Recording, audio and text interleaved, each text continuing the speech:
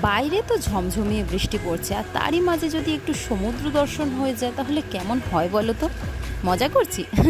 একটু একটু আসলে ব্যাপারটা হচ্ছে, আজকের এই কেকটা অনেকটাই সমুদ্র তটের উপর ভিত্তি করে তৈরি করা হয়েছে। কাস্টমার আমাকে বলেছিল যে তুমি একটু এগুলো তৈরি করে দিতে পারবে, এই ধরনের একটা সিনারিও।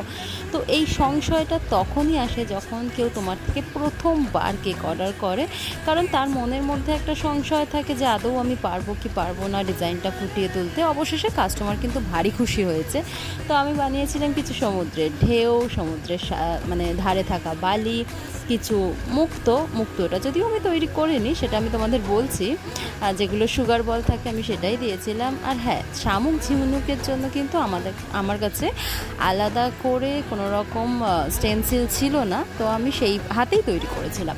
ফাইনাল লুক দেখে তোমরা জানাবে তোমাদের কীরকম লাগলো। এই যে বালিও যে তৈরি করেছি সেটাও মজার ব্যাপার কি জানো, কাস্টমার মানে যিনি অর্ডার করেছিলেন তিনি তো আমাকে চিনতেন না, তবে যার জন্য কেকটা অর্ডার করেছিলেন সে কিন্তু আমার থেকে বহুবার কেক অর্ডার করেছে। তোমরা জানিও। আর তোমাদের জন্য একটা প্রশ্ন আছে, বালিটা কী দিয়ে আমি বানিয়েছি বলতে পারবে?